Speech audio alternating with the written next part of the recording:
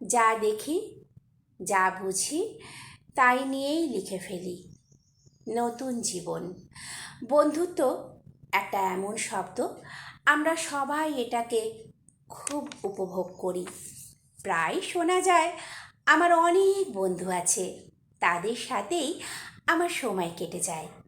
আমিও বলি, কিন্তু আমরা কখনোই অনুভব করি না আমরা কোন সময়টা বন্ধুদের সাথে কাটাই। শুধুই কি সুখের সময়? আসলে দুঃখটা ভাগ করে নেবার জন্য যে বন্ধুর প্রয়োজন, আজ তার বড়ই অভাব। আমাদের কারো কাছেই কি সে বন্ধু আজ আছে?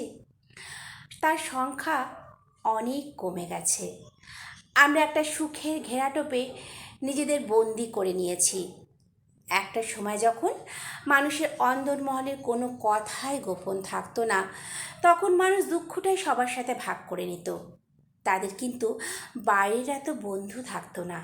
যারা থাকতো তারা শুধুই প্রতিবেশী, যারা সুখের আগে দুঃখে পাশে এসে দাঁড়াতো। তাই তো একান্নবর্তী পরিবারে এত বড় বড় ঝড় জল কাটিয়ে মানুষ এগিয়ে যেতে পারত। তাদের দুঃখ ভাগ করে নিতে কোনো সংকোচ বোধ থাকতো না। আজ একান্নবর্তী পরিবার ভেঙে ভেঙে ছোট ছোট পরিবারে পরিণত হয়েছে। কিছু একান্নবর্তী পরিবার আজও তার ঐতিহ্য নিয়ে আছে। এখন যত ছোট ছোট পরিবার হয়েছে, মানুষ ততই ছোট্ট গণ্ডির মধ্যে আটকে যাচ্ছে। দুঃখকে ভাগ করতে মানুষ লজ্জা পায়, পাছে তাকে কেউ খারাপ বলে। কারণ তার সংসারে তো স্বামী স্ত্রী একটি বা দুটি সন্তান। স্বামীর নামে দুঃখ করতে গেলে লোকে বলবে তুমি ভালো স্ত্রী হতে পারোনি, আর সন্তানকে নিয়ে দুঃখ করতে গেলে লোকে বলবে তুমি তো মানুষ করেছো, ভালো মানুষই করতে পারোনি, ভালো মা হতে পারোনি। আজ তো সংসারে শ্বশুর শাশুড়ি ননদ দেওর যা ভাসুর কেউ নেই, কাকে নিয়েই বা অভিযোগ করবে। তাই তো মানুষ দুঃখটাকে চাপতে চাপতে গুমড়ে মরে। সেই আত্মগ্লানি থেকে আত্মহননের পথ বেছে নিতেও দ্বিধাবোধ করে না। আসলে মানুষ সব সময় ভালোভাবে বাঁচতে চায়, তার ধরনটা আজ হয়তো অন্য রূপ নিয়েছে।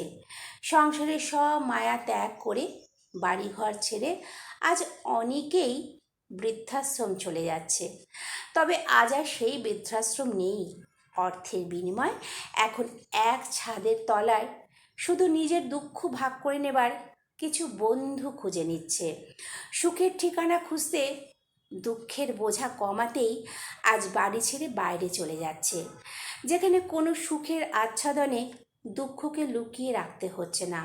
খোলা জায়গায় খোলা মনে নিঃশ্বাস নিতে পারছে। এইভাবেই নতুন জীবন শুরু করছে।